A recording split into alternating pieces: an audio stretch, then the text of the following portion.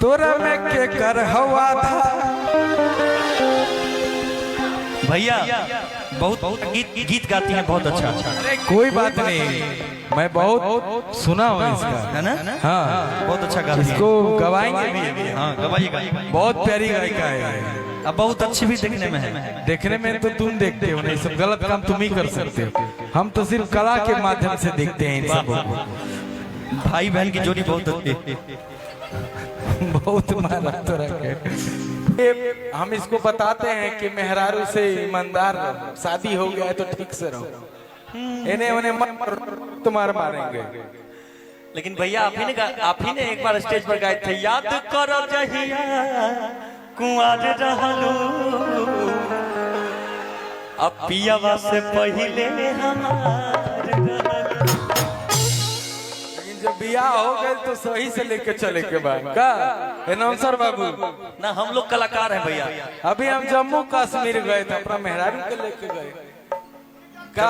कभी इधर कलाकार लड़की सब भी, इसको भी घुमाइए। नहीं नहीं, गुंजन भैया का सोच क्या जानते हैं? क्या कहते कि प्यार क्या है, प्यार की मूरत क्या है, और हम ना देखे तो सूरत क्या है। जिसे रोज मिलते हो घर में खाने को काजू, तो उसे मूंगफली खाने की जरूरत क्या है? जो है घर वाली है। एक बार अपने अपने घर वाली के लिए ताली बजाइए आप लोग। घर वाली है ओरिजिनल है, बाकी सब बेकार है कि नहीं?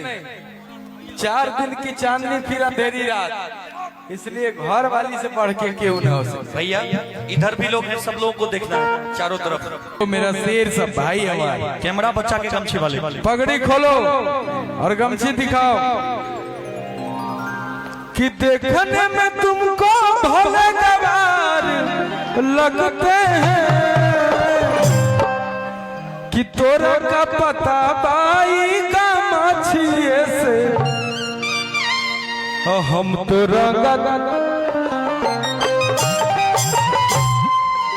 कि अनबन सान पहचान बगमचिया, अनबन सान पहचान बगमचिया, अनबन सान पहचान बगमचिया। यूपी बिहार के घुमान बगमचिया, यूपी बिहार के घुमान बगमचिया, यूपी बिहार के घुमान बगमचिया। देखने में तुमको भले गवार लगते हैं,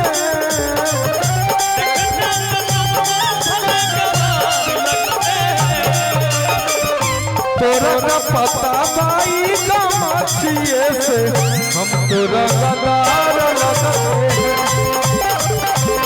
का पता पाई का मछिए से हम तो रंगदार लगते हैं। तोरा का पता पाई का मछिए से हम तो रंगदार लगते हैं। ये गाना जन्म ललका लहंगवाए गोरी,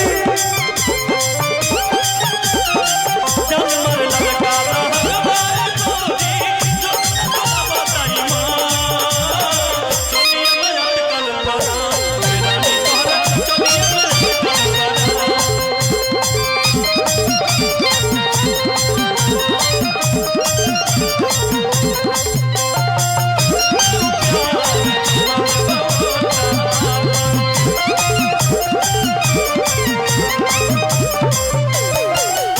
भैया सबके बराबर प्यार दो, खाली काजले से प्यार होता है।